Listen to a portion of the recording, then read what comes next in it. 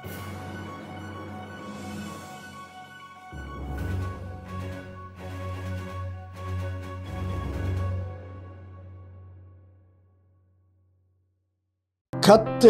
நல்லவர், கர்த்தர் நல்லவர், கர்த்தர் நல்லவர். இப்பொழுது நாம் தெய்வ செய்திக்குள்ளாய் நாம் கடந்து சொல்லுவோம். தெய்வ செய்திக்கு ஆதாரமாக வேதத்திலிருந்து ஒரு வசனத்தை நாம் வாசிப்போம். தெய்வ செய்திக்கு ஆதாரமாக யோசுவாவின் புஸ்தகம் 9வது அதிகாரம் 5வது வசனத்தை நாம் வாசிப்போம். யோசுவாவின் புஸ்தகம் 9வது அதிகாரம் 5வது வசனம். அந்த வார்த்தை இப்படியாய் சொல்லுகிறது: பழுது பார்க்கப்பட்ட பழைய பாதரட்சைகளை தங்கள் கால்களில் போட்டு பழைய வஸ்திரங்களை உடுத்திக் கொண்டார்கள். வழிக்கு அவர்கள் கொண்டு போன அப்பம் எல்லாம் உலர்ந்ததும் பூசணம் பூத்ததுமாய் இருந்தது. வார்த்தை மீண்டும் ஒரு வாசிக்கிறேன். பழுது பார்க்கப்பட்ட பழைய பாதரட்சைகளை தங்கள் காலிலே போட்டு பழைய வஸ்திரங்களை உடுத்திக் கொண்டார்கள். வழிக்கு அவர்கள் கொண்டு போன அப்பமெல்லாம் உலர்ந்ததும் பூசணம் பூத்ததுமாய் இருந்தது. கர்த்தர் இந்த யோசுவாவின் புஸ்தகம் 9வது அதிகாரம் 5வது வசனத்திலே சொல்லப்பட்ட வார்த்தையை கொண்டு நம்மளோடு இடைபடும்படியாய் தெய்வ செய்திக்காய் ஒரு நிமிடம் நாம் ஜெபித்து தெய்வ செய்திக்குள்ளாய் நாம் கடந்து சொல்லுவோம். நாம் ஜெபிப்போம். அன்பின் பரலோக பிதாவை துதிக்கிறோம், ஸ்தோத்திரிக்கிறோம். ஆண்டவரே, இந்த நாளிலும் தேவனுடைய கிருபையும் தயவும் எங்களோடு கொண்டதுக்காய் நன்றி செலுத்துகிறோம். ஆண்டவரே, அதிகாலை முதற்கொண்டு பகல் முழுவதும் கர்த்தர் எங்களை பாதுகாத்து வழி நடத்தி ஆண்டவரே ஆராதிக்கும் ஆலோசனை பெற்றுக்கொள்ள கர்த்தர் எங்களுக்கு கிருபை பாராட்டினீர். ஆண்டவரே, இந்த நாளிலே உங்களுடைய சமூகத்திலே ஓய்ந்திருக்க, உங்களுடைய சமூகத்திலே காணப்பட கர்த்தர் எங்களுக்கு கிருபை செய்தீர். இப்பொழுதும் உங்களுடைய சமூகத்திலே நாங்கள் வந்திருக்கிறோம். இப்பொழுது கர்த்தர் எங்களோடு நீர் பேசுவீராக. சுய மாமிசம் எல்லாம் மறைக்கப்படுவதாக. உடைய வார்த்தையை கேட்டு அதிலே பலனடைய, அதன்படி நடக்க எங்கள் யாவருடைய ஆவி, ஆத்மா, சரீரம், சிந்தனையுடைய கரத்தில் ஒப்படைக்கிறோம். ஆண்டவரே, நீரே பேசியர்களும் ஆண்டவரே உடைய நாமம் மாத்திரம் பிரசவப்படுவதாக. இயேசுவின் நாமத்தில் ஜெபிக்கிறோம் நல்ல பிதாவே, ஆமென், ஆமென். இந்த யோசுவாவின் புஸ்தகம் 9வது அதிகாரம் 5வது வசனத்தின் கடைசி பகுதி இப்படியாய் சொல்லுகிறது: பூசணம் பூத்ததுமாய் இருந்தது. பூசணம் பூத்ததுமாய் இருந்தது. தேவனுடைய கிருபையினாலே இந்த மாதத்திலே நாம் யாவரும் அறிந்தபடி பூக்கள் மற்றும் கிரீடங்கள் என்கிற தலைப்பிலே தேவ வார்த்தையை தியானித்து வருகிறோம். அதை வைத்து அதிகாலை நேரத்திலே வைத்து ஜெபிக்கிறவர்களாயும், இரவு நேரத்திலே அதை வைத்து வேத பாடமாகவும் தேவ சமூகத்திலே தேவனுடைய பிரசங்கமாகவும் செய்தியாகவும் நாம் அதை தியானித்து வருகிறவர்களாய் நாம் காணப்படுகிறோம். அதன் தொடர்ச்சியாக தான் இன்றைக்கு இரவும் ஒரு பூவை குறித்து நாம் பார்க்க போகிறோம். இன்னொரு வார்த்தை ஒரு பூத்த அனுபவத்தை குறித்து நாம் பார்க்க போகிறோம். அதைத்தான் இந்த வசனம் சொல்லுகிறது. அது என்ன வார்த்தை என்றால், பூசணம் பூத்ததுமாய் இருந்தது. பூசணம் என்ற பூ என்பதுதான் நம்முடைய தேவ செய்தியின் தலைப்பாய் காணப்படுகிறது. இங்கு நாம் ஒரு பூத்தலின் அனுபவத்தை பார்க்கிறோம். இங்கு சொல்லப்பட்டுள்ள பூ என்பது என்ன? அது ஒரு பூசணம் பூத்ததாய் காணப்படுகிறது. நம்முடைய பேச்சு வழக்கிலே நாம் அடிக்கடி சொல்லுகிறது என்னவென்றால், பூசணம் பிடித்திருக்கிறது என்று நாம் சொல்லுவோம். அப்படின்னா அங்க அந்த ஒரு படறுதல், ஒரு பூஞ்சை அங்கு படறி இருக்கு, அந்த பொருட்கள் மீது படறி இருக்கு என்று நாம் சொல்லுவோம். ஆனால் அதை ஆக்சுவலா எப்படி நம்ம சொல்லணும்னா, பூசணம் பூத்திருக்கிறது என்றுதான் நாம் சொல்லணும். காரணம் என்னவென்றால், இதுவும் ஒரு சின்ன ஒரு டாட்ல இருந்து அப்படியே மலர்ந்து வருகிறதாய் தான் காணப்படுகிறது. பூசணம் பூக்கிறது, பிடிக்கிறது என்பது அது ஒரு சின்ன டாட்ல இருந்து எப்படி ஒரு பூ மலருகிறதோ அதே போல இது மலர்ந்து படருகிற அனுபவத்தை உடைகிற புஞ்சையாய் காணப்படுகிறபடினால் இதை பூசணம் பூத்திருக்கிறது என்றுதான் நாம் சொல்ல முடியும். சில நேரங்களில் சில இடங்கள்தான் நீங்க பாத்தீங்கன்னா அது கொஞ்ச நாட்கள், ஒரு 10 நாட்கள் நீங்க விட்டுட்டீங்க, 15 நாட்கள் விட்டுட்டீங்கன்னா, சில ஆகாரங்களை விட்டுட்டீங்கன்னா அது மேல ஒரு 1/4 இன்ச்சில இருந்து 1/2 இன்ச் அடி உயரத்துக்கு ஒரு படர்ந்த பூவை போல நெருங்கி இருக்கிறதை நீங்கள் பார்க்க முடியும். கருப்பா இருக்கும், சில இடங்கள்ல பச்சையா இருக்கிறத நம்ம பார்க்க முடியும். அப்ப பூசணம் பூத்ததுமாய் இருந்தது என்று நாம் சொல்லப்படுகிறதை நாம் பார்க்கிறோம். இந்த பூசணம் பூக்கிற அனுபவம் என்பது எதை காட்டுகிறது என்பதை நாம் பார்ப்பதற்கு முன்பாக, பூசணம் என்பதை குறித்ததான சில குறிப்புகளை, சில காரியங்களை மாத்திரம் நாம் பார்த்து அதன் பின்பாக பூசணம் பூக்கிற அனுபவத்திற்குள்ளாய் நாம் தியானிக்கிறவர்களாய் காணப்படுவோமாக.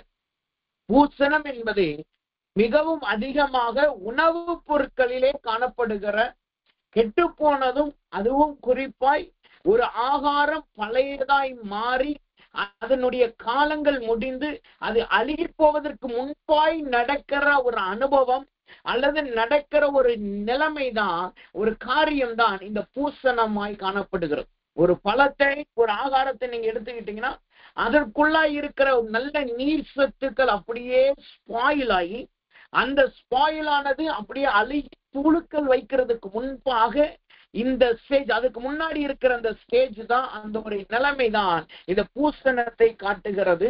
அதுதான் பூசணம் பூக்கிறதாய் காணப்படுகிறது. நீங்க உலகத்துல நீங்க பாத்தீங்கன்னா இந்த பூசணம் பிடிச்சத கூட விலை உயர்ந்ததாய் ஆகாரமாய் சாப்பிடுகிற ஒரு அனுபவம் காணப்படுகிறது. எல்லாரும் நாம் கேள்விப்பட்டிருப்போம், சீஸ் என்று கேள்விப்பட்டிருப்போம். அதாவது இந்த பீஸா, பர்கர்ல நம்ம வைக்கிறாங்க பாத்தீங்களா, அந்த சீஸ். நான் சொல்லுகிற சீஸ் என்பது அது ப்ளூ சீஸ் என்று ஒரு வகை இருக்கிறது. இந்த ப்ளூ சீஸ் என்கிற வகையை நீங்க பாத்தீங்கன்னா அது நம்ம இந்த பீஸா, பர்கர்ல பயன்படுத்துகிற சீஸ் எல்லாமே மொசரல்லா சீஸ் என்று சொல்வார்கள். அல்லது சீஸ் என்றாலே ஆக்சுவலா அது வந்து ஒரு பதப்படுத்தப்பட்டதும், அது ஒரு நொதித்த தன்மையை தான் அது காட்டுகிறது. பாலாடை நொதித்து வரும்போதுதான் அது சீஸாய் மாறுகிறது. இந்த சீஸ்ல சில வகையான சீஸ் நீங்க பாத்தீங்கன்னா மிகவும் பூசணம் பிடிச்ச சீஸா இருக்கும். அது பாத்தீங்கன்னா விலை உயர்ந்ததாயும் காணப்படுது. குறிப்பா நான் ஏற்கனவே சொன்னபடி ப்ளூ சீஸ், அதாவது நீல பாலாடை என்கிற, நீலம் இந்த கலரை உடைய பாலாடை என்கிற ஒரு சீஸ் இருக்கிறது.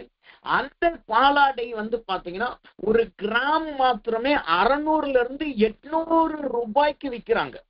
ஒரு 100 கிராம், ஒரு கிராம் அல்ல, 100 கிராம் அந்த பாலாடை அது பாத்தீங்கன்னா 600 to 800 ரூபாய் வரைக்கும் விற்கிறாங்க. அந்த சீஸை நீங்க, அந்த பாலாடையை நீங்க வாங்கி பாத்தீங்கன்னா அதுல பாலாடைக்குள்ளாகவும் சரி வெளியிலையும் சரி நிறைய பூசணம் பூத்திருக்கும். சில பாலாடைகளுக்கு மேலெல்லாம் நீங்க பாத்தீங்கன்னா புழுக்கள் இருக்கும். அதெல்லாம் அப்படியே கிளீன் பண்ணுவாங்க, பிரஷ்ஷை வச்சு கிளீன் பண்ணுவாங்க.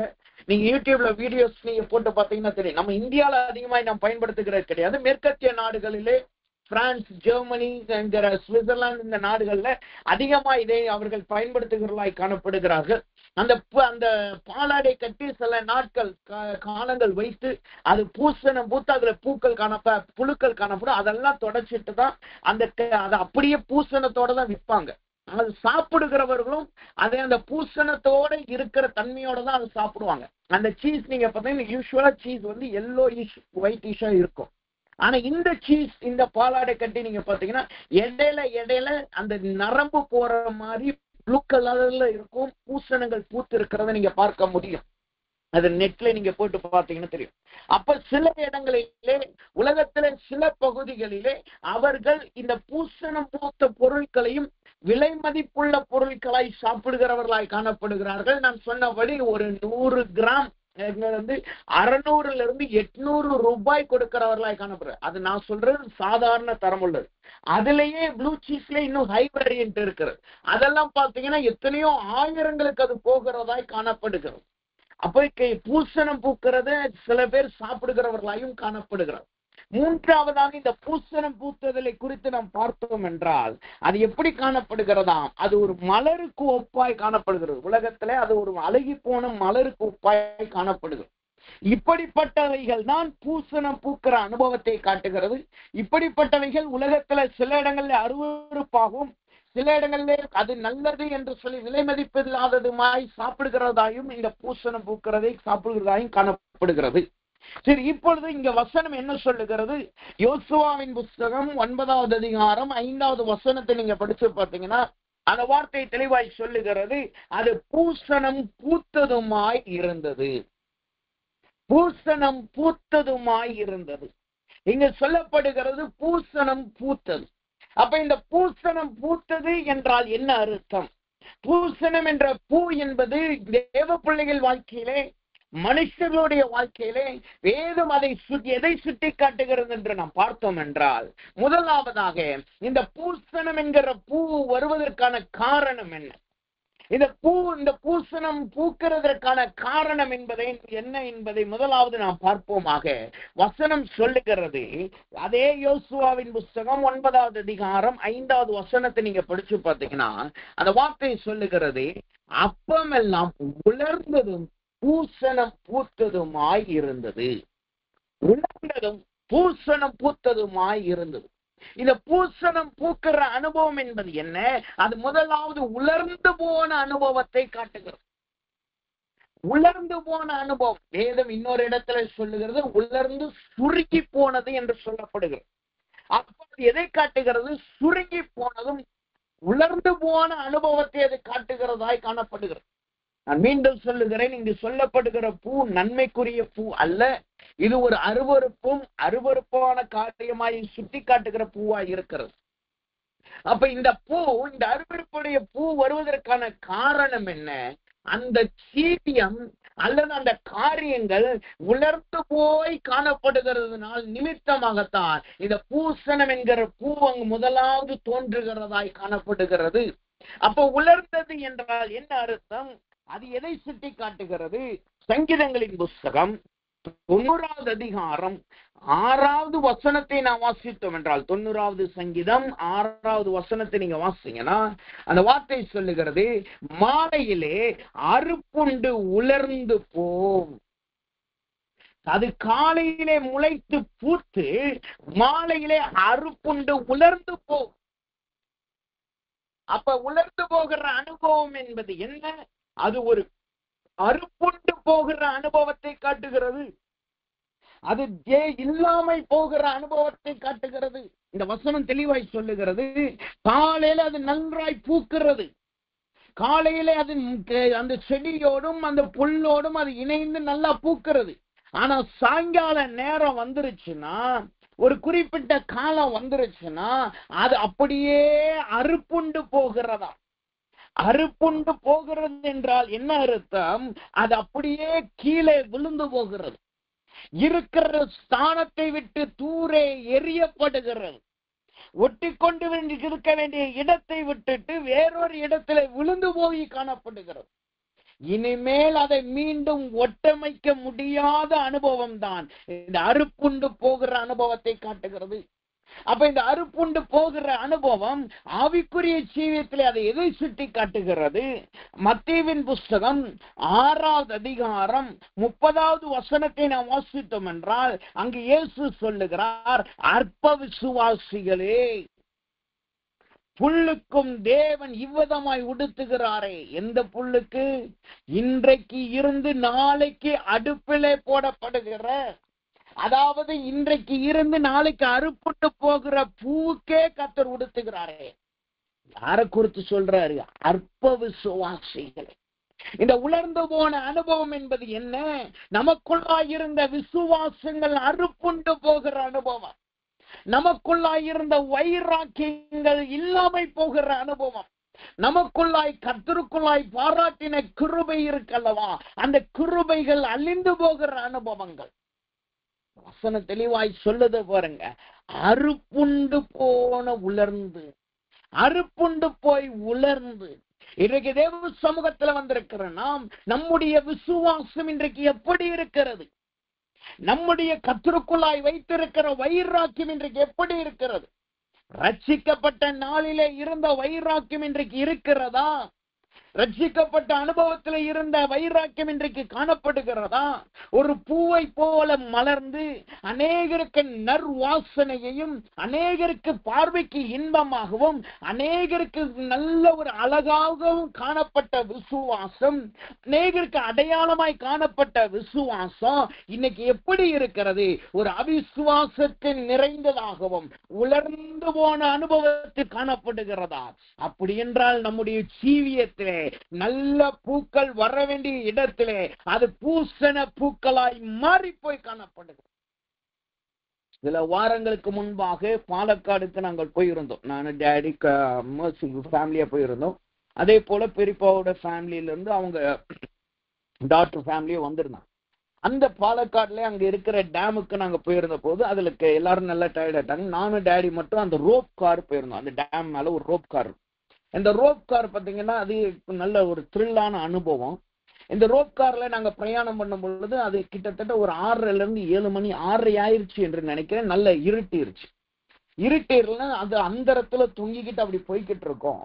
அந்த டேமுக்கு ஆப்போசிட்ல அந்த தண்ணி வர்றதுக்கு கொஞ்சம் லெஃப்ட் ரைட் சைட்ல நீங்க பாத்தீங்கன்னா ஒரு ரெசார்ட் மாதிரி கிடக்கிறது, கவர்மெண்ட் ரெசார்ட் என்று நினைக்கிறேன். ஒரு நல்ல ஒரு பூங்கா மாதிரி ஏற்கனவே செய்து வச்சிருக்காங்க. அது இப்போ பயன்பாட்டுல சில ஆண்டுகள் இல்லாதனால எல்லாமே உடைஞ்சு போய் நிறைய இடங்கள்ல எதுவுமே இல்லாம காணப்பட்டுச்சு. ஒரு பாலான இடமா அது காணப்பட்டுச்சு. மேல இருந்து நாங்க பார்க்கும்போது நைட் டைம்ல நாங்க பார்க்கும்போது, ஆனா அந்த நைட் டைம்ல கூட சில இடத்துல ஒரு இடத்துல மட்டும் நீங்க பாத்தீங்கன்னா அது ஒரு சென்ட் இருக்கும். அவ்வளவுதான் அந்த இடம் இருக்கும். அந்த ஒரு சென்ட் இடத்துல பாத்தீங்கன்னா வரிசையா சில மரங்களை வச்சிருக்கிறாங்க. அதனுடைய உயரம் பாத்தீங்கன்னா ஒரு 7 இருந்து 8 அடி தான் இருக்கும். மற்ற மரங்களை எங்களால இரவு நேரத்துல பார்க்க முடியல. அந்த பாலாய் இருக்கிற அந்த பூங்கால நிறைய செடிகள் இருக்கு, அதை கூட எங்களால பார்க்க முடியல, புல்ல பார்க்க முடியல. ஆனா இந்த மரத்தை என்னால தெளிவாய் பார்க்க முடிஞ்சிச்சு. காரணம் என்னன்னா அது ஒரு 7 இருந்து 8 அடி உயரம் தான் இருக்கிற அந்த சின்ன மரத்துல நிறைய வெள்ளை நிற பூக்கள் காணப்பட்டுச்சு. அது ஒரு 10 இருந்து 15 செடி தான் அங்க இருக்கும் என்று நான் நினைக்கிறேன். ஆனா அந்த 10 இருந்து 15 செடியில நீங்க பாத்தீங்கன்னா அந்த மரம் முழுக்கவே இலைகள் தெரியாத அளவு அந்த பூக்கள் மட்டும்தான் இருந்துச்சு.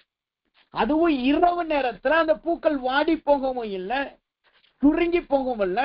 அந்த இருளான இடத்துக்கு அந்த பூக்கள் மட்டும்தான் நல்ல வெளிச்சமா இருந்துச்சு. அந்த பூ மேல லைட்டு கூட படல. ஆனா அந்த பூ வெள்ளை வெள்ளைன்னு பியூர் ஒயிட்டா இருக்கிறதுனால அதுக்கு அது அப்படியே பிரகாசமா எது காணப்பட்டுச்சு. அதுல பக்கத்துல போய் எங்களால் பார்க்க முடியல, ஏன்னா நாங்க ரோப் கார்ல இருந்தோம். பட் ஆனா அது தூரத்துல இருந்து பார்க்கும்போதே, ஒரு 100 மீட்டர் தூரத்துல இருந்து பார்க்கும்போதே நல்ல பிரகாசமா இருந்தது. எதற்காக நான் சொல்லுகிறேன், ஒரு சில நாட்களுக்கு முன்பாக, சில ஆண்டுகளுக்கு முன்பாக நாமும் இப்படிப்பட்ட பிரகாசமான பூக்களாய் தான் காணப்பட்டிருந்திருக்கிறோம். இருளான பகுதிகளுக்கு நாம் செல்லும் பொழுது நம்மளை பார்க்கிறவர்கள் ஒளியை கண்டதை போல் பார்த்தார்கள். இருளான இடத்திலே நாம் பிரகாசிக்கிறவர்களாய் நாம் காணப்பட்டோம். அல்லது மற்றவர்களுக்கு குழம்பி போனவர்களுக்கு வழிகாட்டுகிறவர்களாய் காணப்பட்டோம். மலர்ந்த பிரகாசமுள்ள பூக்களாய் காணப்பட்ட நம்முடைய சீரியம் எப்படி காணப்படுகிறதா? அவிசுவாசத்தில் நிறைந்ததாயும் தேவன் மீது வைத்திருக்கிற நம்பிக்கையிலே குறைந்து போனவர்களாயும், நல்ல பூக்கள் பூக்க வேண்டிய இடத்துல இருக்கிற பூக்கள் உதிர்ந்து போய் அது ஒரு அழுகின பூசணம் பிடித்த பூக்களாய் மாறி போய் இருக்கிறது. காரணம் என்ன? அது நமக்குள்ளாய் வந்த அவிசுவாசம், நமக்குள்ளாய் காணப்படுகிற அவிசுவாசம். வசனம் சொல்லுகிறது அந்த அவிசுவாசம் நம்மளை பூசணம் பூக்கிறவர்களாய் மாற்றி போட்டது. தேவ பிள்ளைகள் வாழ்க்கையில மிகவும் ஆபத்தான ஒரு காரியம் என்ன தெரியுமா? ஆபத்தான வாழ்க்கை என்ன தெரியுமா? இந்த அவிசுவாசம் என்கிற சந்தேகத்தின் வாழ்க்கை. அதனாலதான் தேவனே சொல்றாரு, நீ ஒண்ணு அனலாயிரு இல்லைன்னா குளிராயிரு, ரெண்டும் இல்லாம வெதுவெதுப்பா நீ இருந்தேன்னா வாந்தி பண்ணி போடுவேன். காரணம் என்ன தெரியுமா? நீங்க அனலாய் இருந்தீங்கன்னா கர்த்தர் உங்களை இன்னும் அனலாய் மாற்றுவார். நீங்க குளிராய் இருக்கிறீங்கன்னா தேவனிடத்தில் இருக்கிற அனல் இன்றைக்கு உங்களிடத்துல இல்ல, முற்றிலுமே நீங்க குளிரா மாறிட்டீங்கன்னா என்ன நடக்கும் தெரியுமா? கர்த்தர் ஏதோ ஒரு இடத்துல உங்களை அடித்தோ உங்களை சொல்லியோ அல்லது ஏதாவது ஒரு இடத்துல கர்த்தர் உங்களை திருத்தி திரும்பியும் அனலாய் மாற்ற முடியும். ஆனா வெதுவெதுப்பாய் இருக்கிற அனுபவம்னா எல்லாருக்கும் முன்னாடி பார்க்கும்போது அனல், ஆனா மறைவிடத்திலே நாம் ஒரு குளிர். அப்ப இது என்ன நடக்கும்? அது எதற்குமே நீங்க பயன்படுத்த முடியாது. அதுல அப்பத்தையும் சுட முடியாது, அதை தூக்கி கீழே எரியவும் முடியாது. காரணம் என்ன?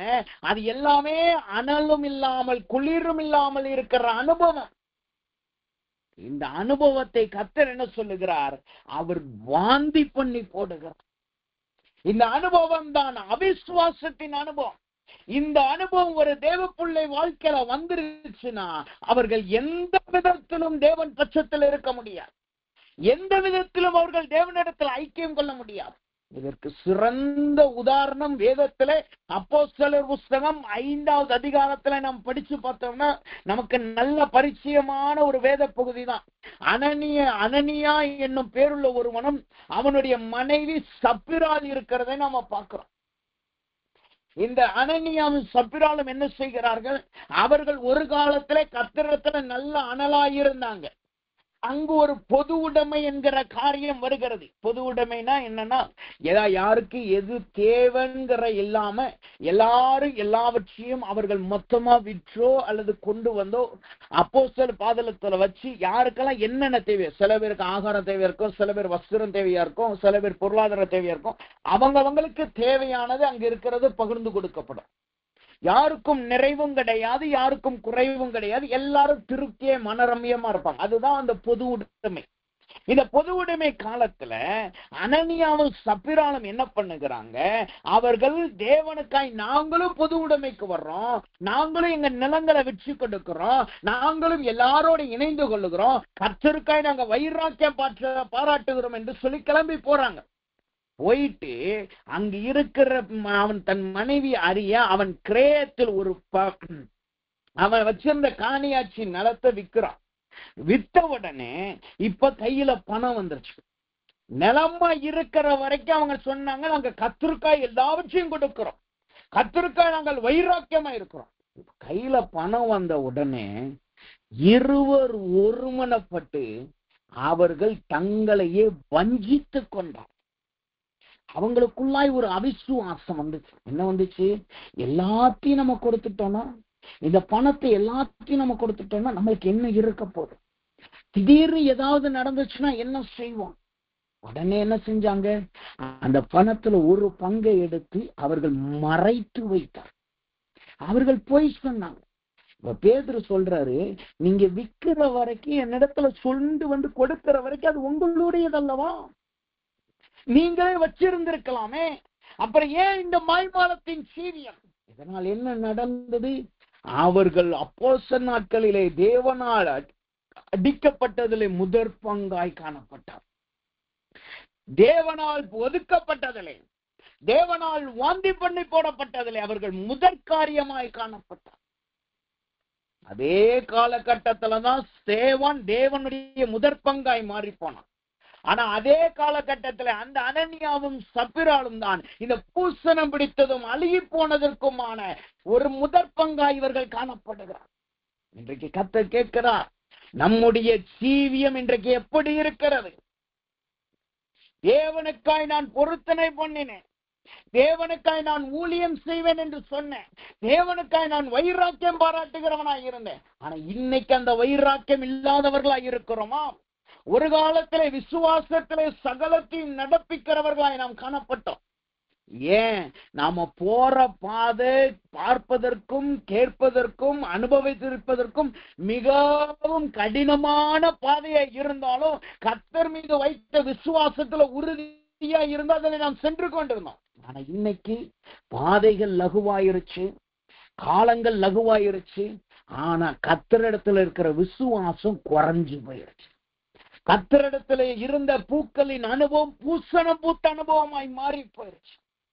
இதை சொல்லும் பொழுது சில ஆண்டுகளுக்கு முன்பாக, அநேக ஆண்டுகளுக்கு முன்பாக நான் கேள்விப்பட்ட ஒரு சாட்சி, ஒரு காரியம், ஒரு போதகர் பகிர்ந்து கொண்ட ஒரு காரியம். அது என்னன்னா, ஒரு சபையிலே ஒரு தாயார் இருந்தார்களாம். அந்த தாயார் எப்போ பார்த்தாலும் தெய்வ சமூகத்துல வந்து மனம் கசந்து அழுவார்களாம், மனக்கசந்து ஒப்பு கொடுத்து ஜெபிப்பாங்களாம். எப்போ வந்தாலும் சரி அவங்க கண்கள்ல கண்ணீரை நீங்க பார்க்க முடியும். ஞாயிற்றுக்கிழமையில ஆராதனை ஆரம்பிக்கிறதுக்கு 15 நிமிஷத்துக்கு முன்னாடியே வந்துருவாங்க. எல்லாருக்கும் முன்னாடி அவங்க தான் வந்து முன்னாடி உட்கார்ந்து இருப்பாங்க. அப்ப ஜெபிக்க ஆரம்பிக்கிறாங்க. ஆராதனை முடிகிற வரைக்கும் கர்த்தர் சமூகத்துல வைராக்கியமா இருப்பாங்க. அவங்க ரொம்ப அழுது ஜெபிக்கிறாங்க, ரொம்ப வேதனைப்பட்டு ஜெபிக்கிறாங்கன்னு போதகர் போய் கேட்டு இருக்கிறார், என்ன நடக்குது என்னமான்னு சொல்லி. உடனே அவங்க வீட்டு காரியத்தை சொல்லி இருக்கிறாங்க, எங்க பிள்ளைகளுக்கு வேலை இல்லை, எனக்கு வேலை இல்லை, இந்த காரியங்கள் இப்படி இருக்கு, எங்களுக்கு வீடு இல்லை என்று சொல்லியிருக்காங்க. இது எனக்கு ஒரு மனவேதனையா இருக்கு, என்ன திடீர்னு எனக்கு என்ன ஆச்சுன்னா நான் என்ன செய்வேன்னு சொல்லி அப்படி சொல்லியிருக்காங்க. உடனே போதகரும் மனபாரப்பட்டு அந்த அம்மாவுக்காய் நல்லா ஜெபிக்க ஆரம்பிச்சிருக்கிறாங்க.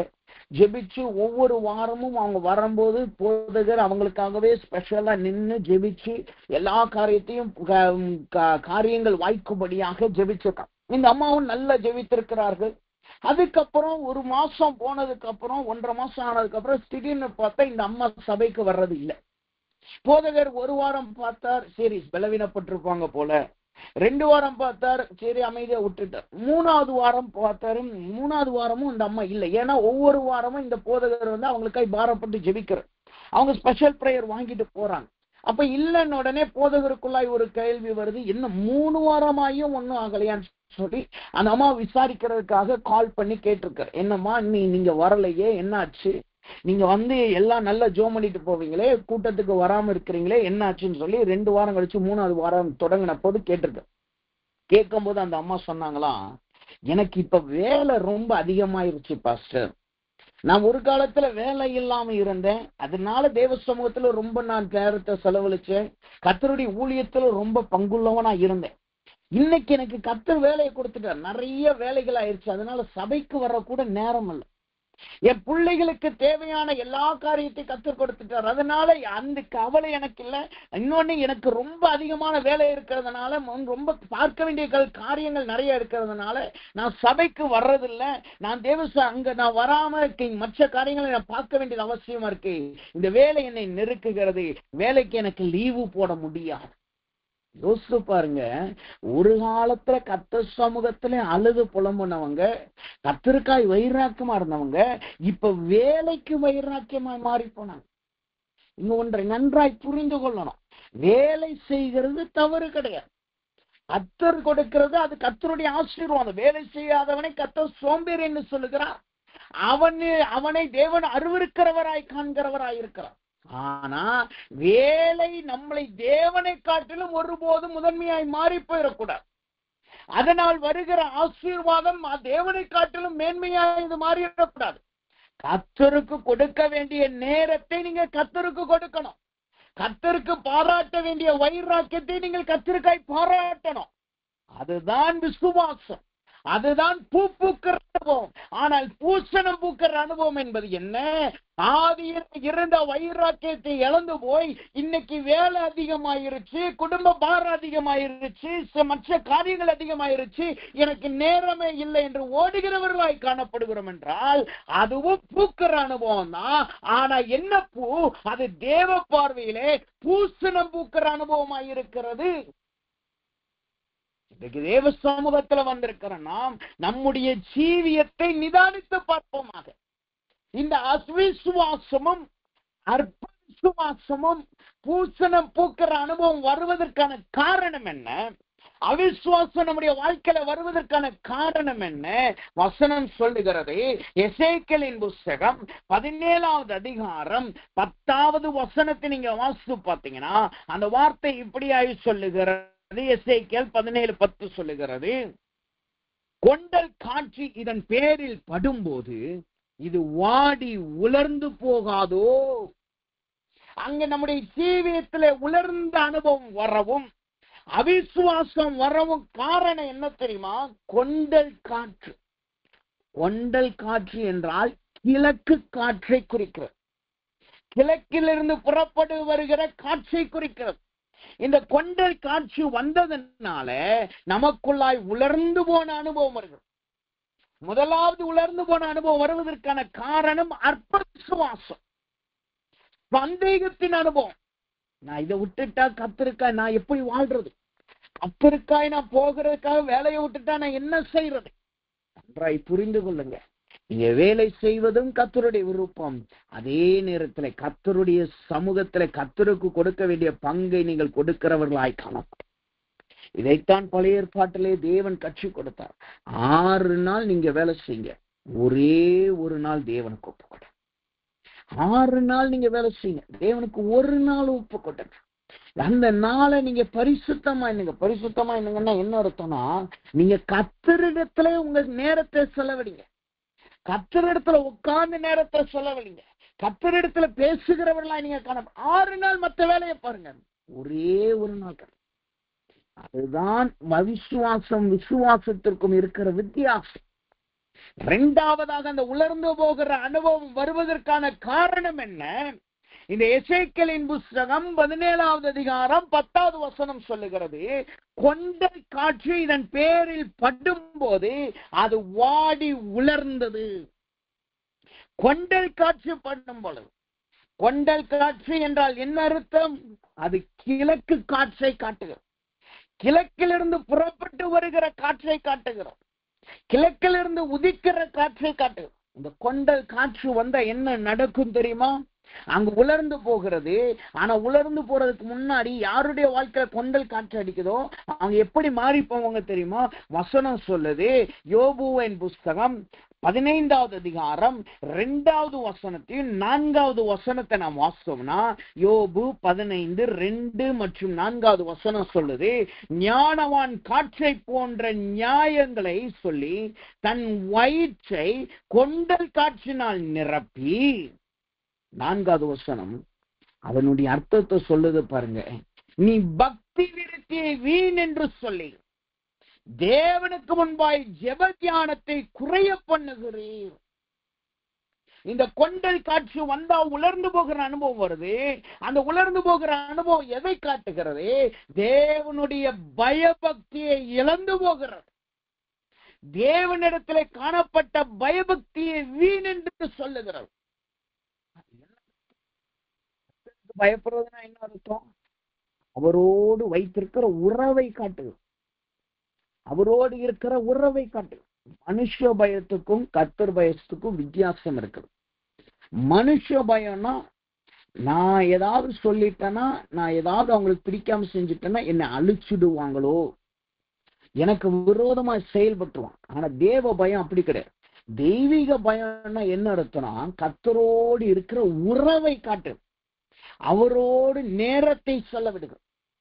அவரிடத்துல வைத்திருக்கிற நம்முடைய ஜெப தியானத்தை குறித்து அந்த வசனம் தெளிவாய் சொல்லுது பாருங்க. ஜெப தியானம், ஜெப தியானத்தை குறிக்கிறது. கர்த்தரிடத்துல வைத்திருந்த ஜெப தியானம். ஜெப தியானம்னா ஒண்ணு, நம்ம இப்ப நம்ம செய்யறோம் பாத்தீங்களா, போன உடனே ஆண்டவரே எனக்கு இதெல்லாம் தேவை இருக்கு, இதெல்லாம் நீங்க சந்திங்கன்னு சொல்லிட்டு வர்றோமே, அது ஜெப தியானம் கிடையாது. அது நார்மல் ப்ரேயர், அவ்வளவுதான். உங்க விண்ணப்பத்தை கத்தட்ட கொடுக்குறீங்க. ஆனா ஜெப தியானம்னா என்ன அர்த்தம்னா, அன்னால் செய்தால் பாத்தீங்களா, ஆண்டவரே எனக்கு பிள்ளை இல்ல, எனக்கு கொடுங்கன்னு சொல்லி கர்த்தருடைய பாதத்துல கர்த்தர் வார்த்தை வர்ற வரைக்கும் அவ ஜெபிச்சுக்கிட்டே இருந்தான். கர்த்தர் வார்த்தை வந்த உடனே அவள் சொல்லுகிறான், அது வரைக்கும் புசியாமல் இருந்த அந்த ஸ்திரீ ஏலி மூலமாய் கர்த்தர் வார்த்தை வந்த உடனே அவள் மீட்டுக்கு போன உடனே துக்க முகத்தெல்லாம் களைச்சு போட்டுட்டு அவள் புசிக்கிறவளாய் மாறினாள். சாமுவேல் பிறக்கிறதுக்கு முன்னாடியே அவள் தன் துக்கத்தை எல்லாம் களைச்சு போட்ட காரணம் என்ன தெரியுமா? தேவனுடைய வார்த்தை அவளுக்கு வந்தது. இதுதான் ஜெப தியானம். ஜெப தியானம் தேவனோடு வைத்திருக்கிற உறவு. ஜெப தியானம் தேவனோக்கிற்கும் நமக்கும் இருக்கிற தெய்வீக பக்தியை காட்டுகிறது. தேவ சமூகத்துல உட்கார்ந்துட்டு, ஆண்டவரே நீர் என்ன நினைக்கிறேன், நீர் என்னிடத்துல என்ன பேச சுத்தமா இருக்கிற, என்னிடத்துல இந்த விண்ணப்பங்கள்லாம் இருக்கு, இத குறிச்சு நான் என்ன செய்யணும், இத குறிச்சு நான் என்ன பண்ணணும், இத குறிச்சு நம்முடைய சித்தம் என்னன்னு சொல்லி ஜெப தியானம் நம்முடைய வாழ்க்கையில காணப்படணும். இன்னொரு வார்த்தை தெரியுமா? இந்த யோசுவாவின் புஸ்தகம் 9வது அதிகாரம் 5வது வசனத்துல பூசணம் பூத்த அப்பம் சத்துருவின் கையில இருந்துச்சு. சத்துருட்டதான் இந்த பூசணம் பூத்த அப்போ இருந்துச்சு, பூசணம் பூக்கிற அனுபவம் இருந்துச்சு. ஆனா வசனம் சொல்லுது, யோசுவாவின் புஸ்தகம் 9வது அதிகாரம் 15வது வசனத்திற்கு அப்புறம் நீங்க படிச்சு பார்த்தீங்கன்னா அந்த வசனம் சொல்லுகிறது, 3 நாட்கள் சென்ற பின்பு அவர்களிடத்திலிருந்து சில அப்பத்தை வாங்கி கொண்டார்கள். 14வது வசனம் சொல்லுது பாருங்க, கர்த்தருடைய வாக்கை கேளாமல் அவர்களுடைய போஜன பதார்த்தத்தின் சிறிது வாங்கி கொண்டார்கள். இந்த பூசணம் பூக்கிற அனுபவம் சத்துருட்ட இருந்து இப்ப ஜெய வாழ்க்கை கொண்டிருக்கிற, ஜெயம் கொண்ட ஜீவியம் கொண்டிருக்கிற யோசுவா வாழ்க்கைக்கு வந்துருச்சு. காரணம் என்ன? அந்த வார்த்தையை தெளிவா சொல்லுது பாருங்க, கொண்டல் காற்று அவன் வாழ்க்கையில காணப்பட்டது. ஜெப அவன் வாழ்க்கையில குறைந்து போச்சு. அந்த வார்த்தையை தெளிவாய் சொல்லுது பாருங்க, கர்த்தருடைய வார்த்தையை அவர்கள் கேளாமல். இன்றைக்கு நம்முடைய வாழ்க்கையில நம்ம வாழ்க்கை ஏன் வளர்ந்து போயிருச்சு? ஏன் நம்முடைய வாழ்க்கை பூசணம் பூக்கிற அனுபவத்துக்குள்ள போயிருச்சு? நம்மிடத்துல ஜெபம் இருக்கு, தேவ சமூகத்துல வர்றோம், நம்முடைய காரியத்தை சொல்றோம், நம்ம போறோம்.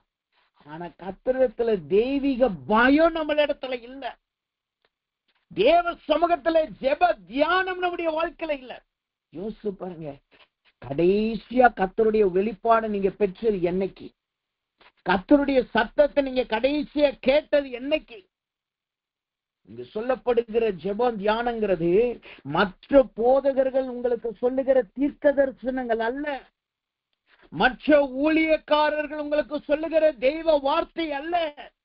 இந்த ஜெப தியானம் நீங்க கர்த்தருடைய சத்தத்தை பிரத்யட்சமாய் கேட்கிறதும் ஆவியிலே உணர்த்தப்படுகிறதுமாய் இருக்கிறது. இந்த ஜெப தியானம் யோசுவா வாழ்க்கையில குறைஞ்சதுனால என்ன நடக்குது? அவன் பூசணம் பிடித்த அப்பத்தை அவன் வாங்கினான்.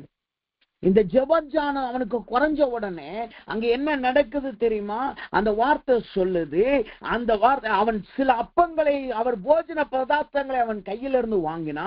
அடுத்த வார்த்தை சொல்லுது, அதற்காக சபையின் பிரபுக்கள் அவர்களுக்கு ஆணை கொடுத்தார்கள். இவன் தேவ வார்த்தையை கேட்கறத விட்டுட்டு சபையின் பிரபுக்களின் வார்த்தையை கேட்க போயிட்டான், மனுஷர்கள் வார்த்தையை கேட்க போயிட்டான். ஆயு பட்டணத்துல தோக்கும் போது தேவ சமூகத்துல உளுந்து கிடந்தான். எரிகோவுக்கு முன்பாய் எழுந்து நிற்கும் பொழுது தேவ சமூகத்துல உளுந்து கிடந்தான். யோர்தான் கரை உருண்டு ஓடும் போது சமூகத்துல உளுந்து கிடந்தான். இப்ப ஜெயம் தொடர்ந்து வருகிறது, சத்துருக்கள் நடுங்குகிறார்கள். உடனே என்ன நடக்குது? கர்த்தர் வார்த்தையை கேட்கறத விட்டுட்டு மனுஷர்கள் வார்த்தையில போயிட்டான். ஜெப தியானம் குறைந்து போயிருச்சு. இன்றைக்கு கர்த்தர் கேட்கிறார், உங்க கடந்த நாட்கள்ல வந்த போராட்டம், பிரச்சனை, வியாகுலங்கள், சஞ்சலங்கள்ல நீங்க கர்த்தரிடத்துல ரொம்ப நேரம் செலவழிச்சீங்க. ஆண்டவரே உடைய வார்த்தை என்ன? என்னை எப்படியாவது விடுதலை ஆக்குங்க, உடைய வார்த்தை எனக்கு வரணும்னு கதறி அழுதுங்க. இன்னைக்கு அந்த போராட்டங்கள் இல்லை, இன்றைக்கு அந்த சஞ்சலங்கள் குறைஞ்சு போயிருச்சு. இன்றைக்கு கவலைக்கு அடுத்த காரியங்கள் ஒன்றுமில்லை. அதனால் என்ன நடக்குது? ஜெபமே தேவையில்லை, ஜெப தியானமே நம்முடைய வாழ்க்கையில இல்லை.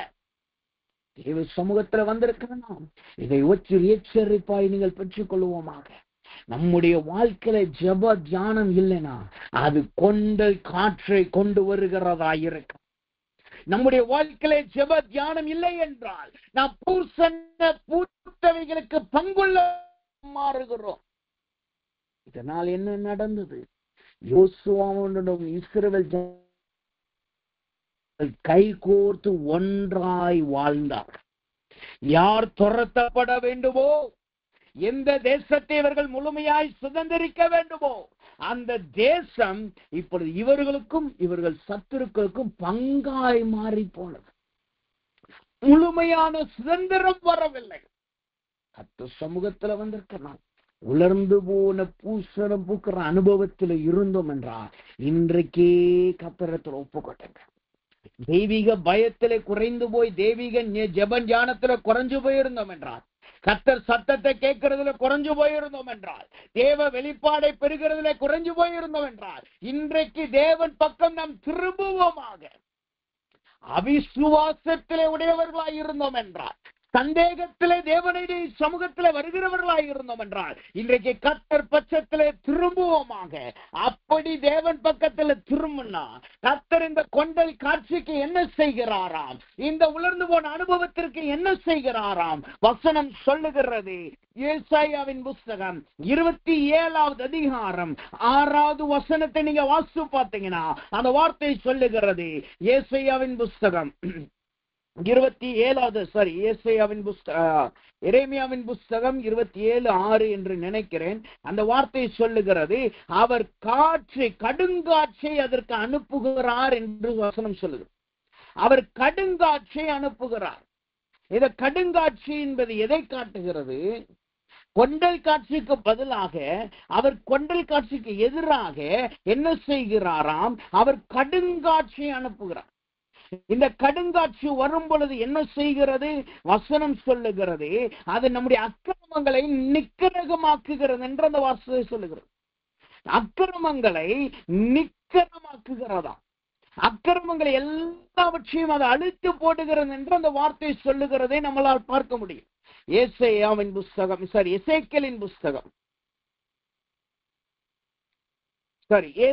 புஸ்தகம் 27வது அதிகாரம் 8வது வசனம். ஏசாயா 27:8 நீங்க வாசிங்கன்னா அந்த வார்த்தை சொல்லுகிறது, கொண்டல் காட்சியடிக்கிற நாளிலே அவர் தம்முடைய கடுங்காட்சினால் அதை விலக்கி விடுகிறார்.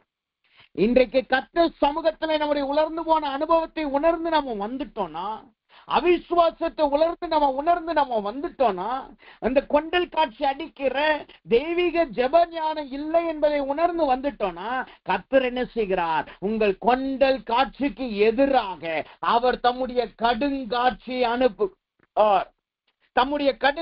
அனுப்புகிறார். இந்த கடுங்காட்சி வந்த என்ன நடக்கும்? அது உங்க வாழ்க்கையில இருக்கிற கொண்டல் காட்சியை விலக்கி போடும்.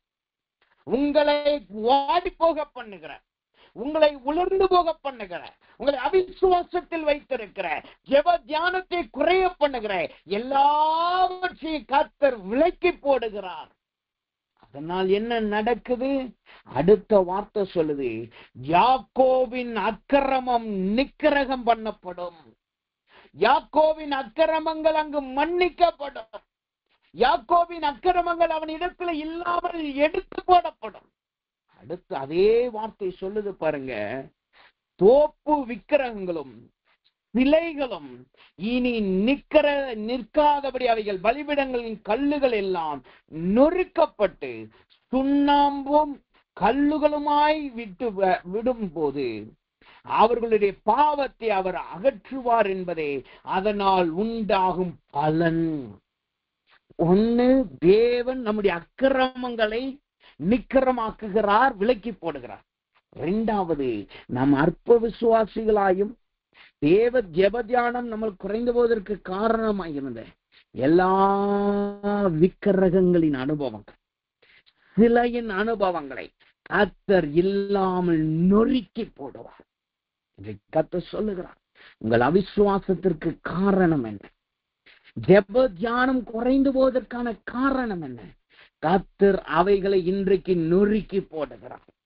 உங்கள் பாவங்களை எல்லாவற்றையும் கர்த்தர் மன்னித்து விடுகிறார். கடுங்காட்சி உங்கள் வாழ்க்கையில அனுப்புகிறார். உலர்ந்து போன பூசண புத்த அனுபவங்கள் மாறுகிறது. கர்த்தர் கரத்தில் ஒப்பு கொடுப்போமா, கர்த்தர் சமூகத்தில் ஒப்பு கொடுப்போமாக. அப்படி நாம் ஒப்பு கொடுக்கும் பொழுது கர்த்தர் நிச்சயமாகவே ஒரு ஜெயத்தை நம்மளுக்கு கொடுப்பார். நிச்சயமாகவே ஒரு விடுதலையை கர்த்தர் நம்மளுக்கு கொடுப்பார். நாம் தேவனுக்குள்ளாய் நிச்சயமாய் மலர்ந்த பூக்களை பூக்கிறவர்களாய் நாம் மாறும். கடைசியாக இந்த உலர்ந்த இந்த பூசணம் பூக்கிற அனுபவம் என்ன செய்கிறதாம்? பூசணம் பூக்கிற அனுபவம் நம்முடைய வாழ்க்கையில என்னவாய் காணப்படுதாம்? யோசுவாவின் புஸ்தகம் 9வது அதிகாரம் 5வது வசனத்தை நாம் வாசித்தோம் என்றால் அந்த வார்த்தை தெளிவாய் சொல்லுகிறது. யோசுவா 9:5 சொல்லுகிறது, நாங்கள் கொண்டு வந்த அப்பம் பூசணம் பூத்ததுமாயிருக்கிறது. இரண்டாவதாக இந்த பூசணம் பூத்த அனுபவம் என்பது என்ன? அப்பத்தை பூசணம் பூக்க பிடிக்கிறது. இரண்டாவது இது எதை தொடுதுன்னா அப்பத்தை தொடுகிறது. அப்பம் என்றால் என்ன? அறிந்தபடி தேவனுடைய வார்த்தை. ஆமோஸ் புஸ்தகம் 7வது அதிகாரம் 12வது வசனத்தை நீங்க படிச்சு பார்த்தீங்கன்னா, ஆமோஸ் புஸ்தகம் 7வது அதிகாரம் 12 வசனத்தின் கடைசி வார்த்தை சொல்லுது, நீ அங்கே யூதேயா தேசத்துக்கு ஓடிப்போ, அங்கே அப்பம் தின்று அங்கே தீர்க்க தரிசனம் சொல்லு. இந்த அப்பம் என்பது என்ன? தேவனுடைய தீர்க்க தரிசன வார்த்தைகள். இரண்டாவதாக இந்த பூசணம் பிடிக்கிற அனுபவம் என்ன செய்யும்? கர்த்தருடைய தீர்க்க தரிசன வார்த்தைகள் உங்களுக்கு கிடைக்காதபடி தடை செய்து போடும். அப்பத்தை கெடுத்து போடும். அப்பத்தை கெடுத்து போடுனா என்ன அர்த்தம்? தேவ வார்த்தை முழுமையாய் அங்கு நிறைவேறாது. கர்த்தரால் கொடுக்கப்பட்ட தீர்க்க தரிசனங்கள் அங்கு தடை செய்யப்படும். கர்த்தரால் கொடுக்கப்பட்ட வார்த்தைகள் நிறைவேறாமல் போயிடும். வேதம் சொல்லுது, கர்த்தர் சொல்ற, என் வார்த்தை வெறுமையா என்னிடத்துல திரும்பாது. தரிசனம் குறித்த காலத்துக்கு வைக்கப்படும், எல்லாம் உண்மைதான். அதே நேரத்துல நம்முடைய அப்பம் பூசணம் பிடிச்சிருச்சுன்னா, நம்முடைய வாழ்க்கையில பூசணம் பூத்துருச்சுன்னா, அது அந்த தீர்க்க தரிசன வார்த்தைகள் ஒன்றும் ஒரு காலம் நிறைவேறாமலே போயிடும். அது கர்த்தர் அவைகளை நிறைவேற்ற மாட்டார். அது நம்முடைய சந்ததியில அப்படியே நிறைவேறாமல் போகிறதாய் காணப்படும். இதற்கு நல்ல உதாரணத்தை பாருங்க. தேவன் இடத்துல சொன்னாரு, உன் சிங்காசனம் என்றென்றைக்கும் நிலைத்திருக்கும். அப்படின்னா என்ன அர்த்தம்? உன் சந்ததிக்கு சந்ததி, அவர்களுடைய சந்ததி, தலைமுறை தலைமுறையா உன் சிங்காசனம், நீங்க தான் ராஜாவா இருப்பீங்க. நடந்தது என்ன? சாலமோனுக்கு அப்புறம் அந்த சிங்காசனம் 2ஆ பிரிஞ்சிச்சு. அதுக்கப்புறம் அந்த சிங்காசனம் என்னவா மாறுச்சு? பாபிலோனியர்கள் கையிலே போனது, சத்துருவின் கையிலே போனது. இப்ப தீர்க்க தரிசனம் என்ன? நித்திய உடன்படிக்கை. ஆனா அது ஏன் நிறைவேறல? சாலமோன் வாழ்க்கையில வந்த பூசணம் பூக்கிற அனுபவம், அவர்கள் இஸ்ரவேல் வாழ்க்கையில வந்த பூசணம் பூக்கிற அனுபவம். இதனால என்ன நடந்துச்சு? அலங்கங்கள் இடிக்கப்பட்டுச்சு, தேவனுடைய ஆலயத்துல பனிமுட்டுகள் எடுக்கப்பட்டுச்சு, தேவனுடைய ஆலயத்துல காணப்படுகிற பாத்திரங்கள் எடுக்கப்பட்டது. கர்த்தர் சொல்லுகிறார், நம்முடைய அப்பம் ஒரு காலமும் பூசணம் பூக்க கூடாது. இங்க வசனம் சொல்லுது, அவர் அப்பங்கள் பூசணம் பிடித்தது. அதே வார்த்தையை நீங்க வாசித்து பார்த்தீங்கன்னா, யோசுவாவின் புஸ்தகம் 9வது அதிகாரம் 12வது வசனத்தை நீங்க வாசித்தீங்கன்னா, எந்த அப்பம் பூசணம் பிடிச்சுச்சா அந்த வார்த்தை சொல்லுது, நாங்கள் அப்பத்தை சுட சுட எங்கள் வீட்டிலிருந்து எடுத்துக்கொண்டு வந்தோம். சுட சுட ஆகியிருந்த அப்பம் இப்ப பூசணம் பிடிச்சு போச்சு. சுட சுட இருந்த அப்பம் இன்னைக்கு காய்ச்சி போச்சு. சுட சுட இருந்த அப்பம் இன்னைக்கு அதுல அழுக்குகளும் அந்த புழுக்களும் வருகிறதாய் மாறி போனது. சுட சுட இருந்த அப்பம் என்ன தெரியுமா? அதைத்தான் வேதம் சொல்லுகிறது. ஆதியாகமத்தின் புஸ்தகம் 18வது அதிகாரம் 6வது வசனத்தையும் 5வது வசனத்தை நீங்க வாசித்து பார்த்தீங்கன்னா, அந்த வார்த்தை சொல்லுது, அப்பொழுது ஆபிரகாம் தீவிரமாய் போய் கூடாரத்தில் சாராள் இடத்துல போய், நீ சீக்கிரமாய் 3 படி மெல்லிய மாவெடுத்து பிசைந்து அப்பம் சுடு என்றான். 5வது வசனம் சொல்லுது, நீங்கள் உங்கள் இருதயங்களை திடப்படுத்த கொஞ்சம் அப்பத்தை கொண்டு வருகிற. என்ன அப்பத்தை கொண்டு வருகிறான்? சுட சுட இருந்த அப்பத்தை கொண்டு வர. இந்த சுட சுட அப்பம் என்பது என்ன? அது நம்முடைய இருதயத்தை திடப்படுத்தும். நம்முடைய இருதயத்தை திடப்படுத்தும். கர்த்தருடைய வார்த்தை நம்முடைய வாழ்க்கையில வரும் பொழுது, தீர்க்க தரிசனமான வார்த்தைகள் நம்முடைய வாழ்க்கையில வரும் பொழுது, அதை நம்மளை திடப்படுத்தும். ஆனா பூசண அப்போ நம்முடைய வாழ்க்கையில இருந்தா என்ன செய்யும் தெரியுமா? நம்முடைய இருதயத்தை கரைய பண்ணும். வேதம் சொல்லுகிறது, இஸ்ரவேல் ஜனங்களுக்கு முன்பாய் சத்துருக்கள் பாளையம் இறங்கினான். இதனால இஸ்ரவேல் ஜனங்களுடைய இருதயம் கரைந்து போயிடுச்சு. அவர்களுக்கு கர்த்தர் வார்த்தை வர்ற வரைக்கும் அவர்கள் இருதயம் கரைந்து போனது. தேவன் சொல்லுகிறார், இன்றைக்கு நம்முடைய இருதயம் இன்றைக்கு எப்படி இருக்கிறது?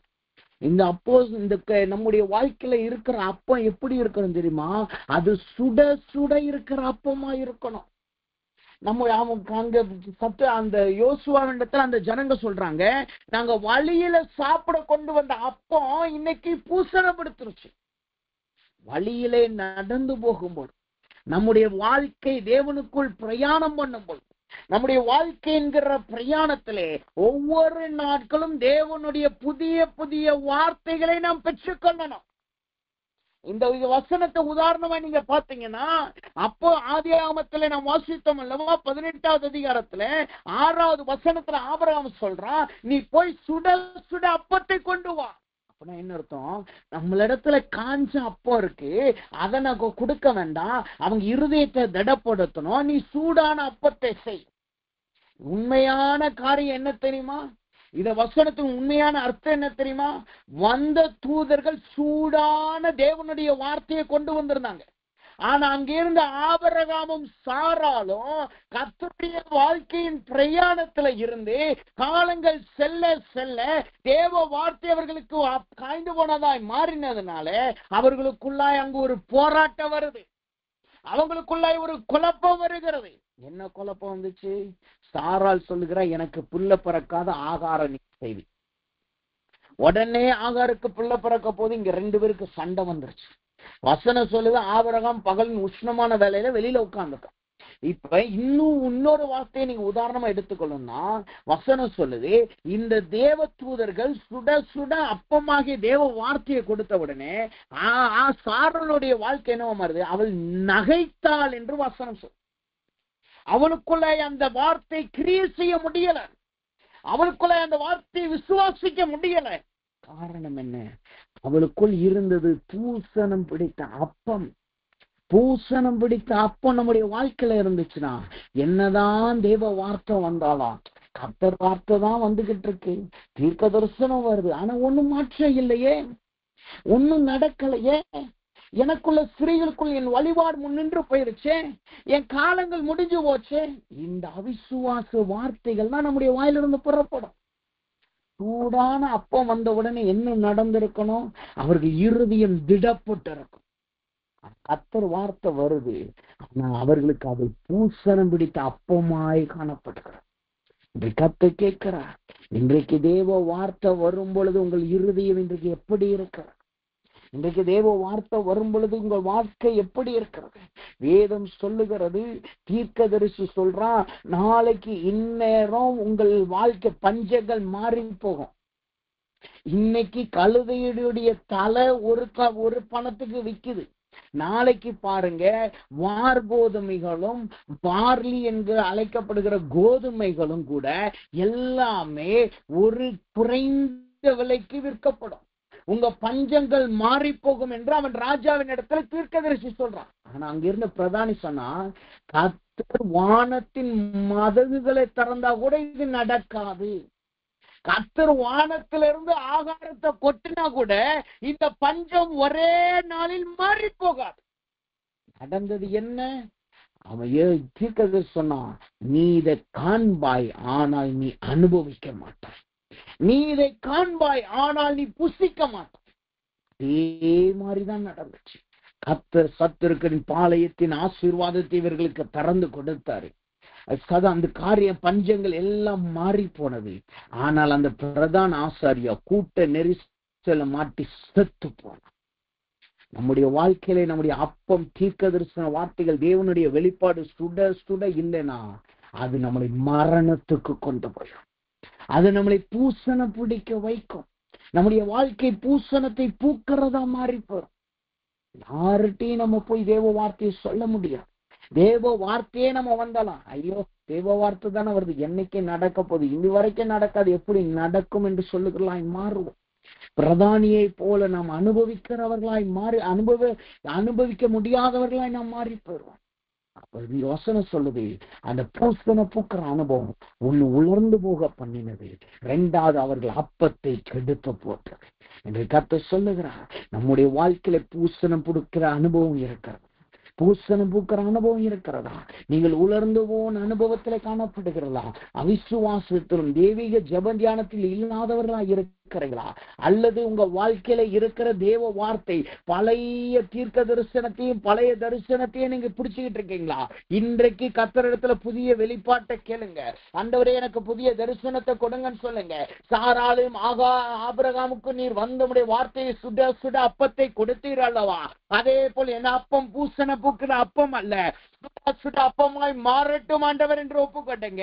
என்னை வழியிலே என் இருதயத்தை திடப்படுத்த இந்த சூடான அப்பத்தை தாங்க என்று ஒப்புக்கொடுப்போமாக. அப்படி நாம் ஒப்பு கொடுத்தோம் என்றால் இந்த பூசண பூக்கிற அனுபவம் நம்மளிடத்துல மாறி போகும். அப்ப இப்பொழுது நாம் கண்களை மூடுவோமாக. பூசணம் பூக்கிற அனுபவத்திலிருந்து நாம் மாறுவோமாக. பூசணம் பூக்கிற அனுபவத்திலிருந்து நாம் விலகி விடுவோமாக. இப்பொழுது எல்லாரும் கண்களை மூடுவோம். முதலாவது, உலர்ந்து போன அப்பத்திற்காய் நாம செபிப்போம். உலர்ந்து போன அனுபவத்திற்காய் செபிப்போமாக. இன்றைக்கு எதை குறித்து உங்களுக்கு அவிசுவாசம் இருக்கிறது? எதனால உங்களுடைய வாழ்க்கையில ஜெப தியானம் இல்லை? கொன்றல் காற்றினால் நீங்க அடிக்கப்பட்டு இருக்கிறீங்களா? அவிசுவாசத்தினால் உலர்ந்து போய் நீங்க காணப்படுகிறீர்களா? கர்த்தர் இப்பொழுது ஒரு கடுங்காற்றை உங்களுக்கு அனுப்புகிறார். உங்க வாழ்க்கையில் அவிசுவாசத்திற்கு ஜெப தியானத்திற்கு தடையாய் இருந்த எல்லா சிலையும் விக்கிரங்களும் நெருக்கப்படுகிறது. எல்லா அக்கிரமமும் பாவங்களும் இன்றைக்கு நிர்க்கணம் பண்ணப்படுகிறது. இப்பொழுது கர்த்தரவைகளை அழித்து போடுகிறார். இப்பொழுது எல்லாரும் ஒப்பு கொடுத்து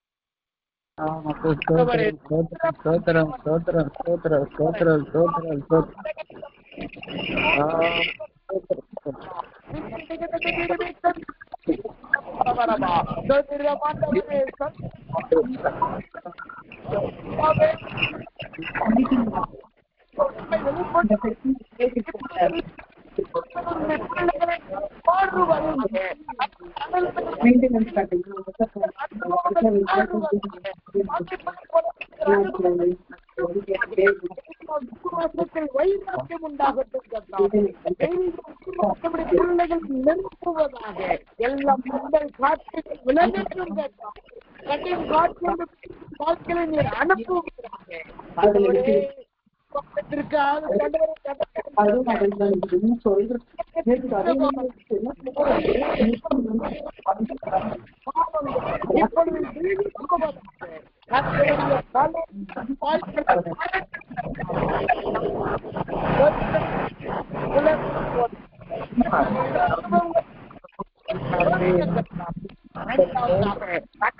அப்பங்கள் பூசணப்பட்டது.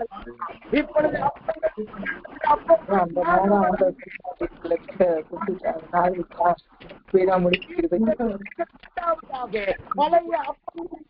போகட்டும் கர்த்தாவே. ஆண்டவரே, இழைக்க பண்ணும் அந்த காற்றின் நிலத்துவதாக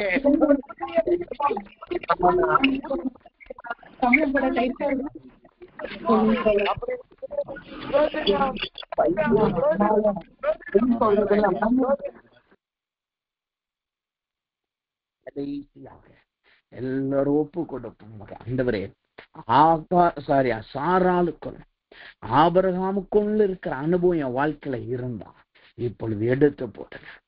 நகைப்பின் அனுபவங்கள் இருந்தா எடுத்து போடுங்க. என்னை அறிந்தோ அறியாமலோ கர்த்தர் வார்த்தை வந்துருச்சு, என்னைக்குதான் நிறைவேற போகுதுன்னு சொல்லி நான் முறுமுறுத்திருந்தா, நான் அதை கேலி கிண்டல் பண்ணியிருந்தா என்னை மன்னிங்கன்னு ஒப்பு கொட்டங்க. அப்படி நாம் மன்னிக்கப்பட்டோம் என்றால் மாத்திரம்தான் அடுத்த உற்பத்தி காலத்திலே உன்னிடத்திலே ஒரு குமாரன் இருப்பான் என்று சொன்ன அந்த புதிய வெளிப்பாட்டை கர்த்தர் கொடுப்பார். தடைபட்டு போன காரியங்களை கர்த்தர் ஜெயத்தை கொடுப்பார். பூசணம் பூத்த அனுபவங்களை கர்த்தர் கழுவி போடுவார். அவைகளுக்கு பதிலாக நாம் பூக்களை போல் மலர்கிறவர்களாய் மாறுவோம். அழகுள்ள பூக்களாய் கர்த்தர் நம்மளை மாற்றுவார். அடையாளமாய் கர்த்தர் நம்மளை மாற்றுவார். இப்ப கர்த்தர் கரத்தில் ஒப்புக்கொடுங்க. சாராளின் அனுபவங்களை விட்டு விலகுவோமாக. நகைப்பின் அனுபவத்திலிருந்து விட்டு விலகுவோமாக. எல்லாரும் கடைசியா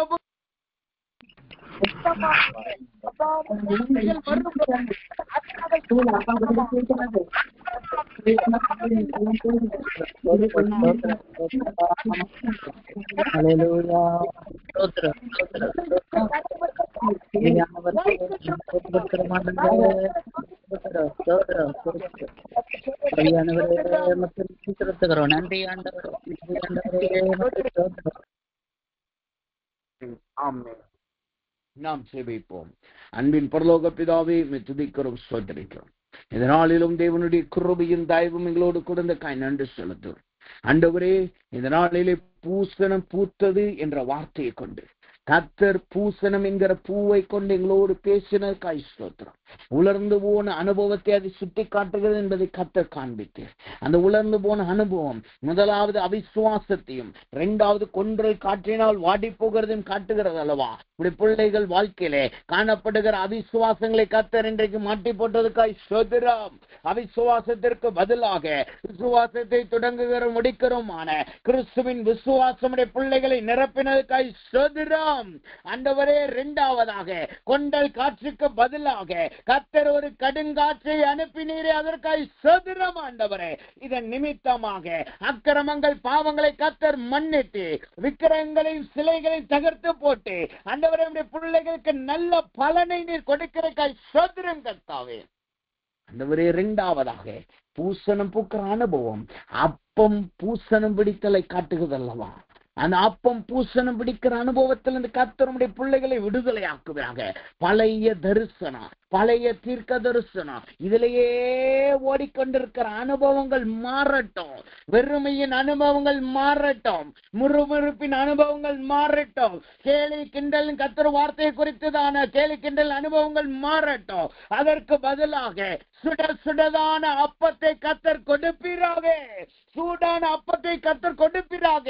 புதிய வெளிப்பாட்டை கர்த்தர் கொடுப்பீராக. புதிய தரிசனங்களை பிள்ளைகளுக்கு கர்த்தர் கொடுப்பீராக ஆண்டவரே. அப்படி நீ சேரக்காய் நன்றி செலுத்துகிறோம் கர்த்தாவே.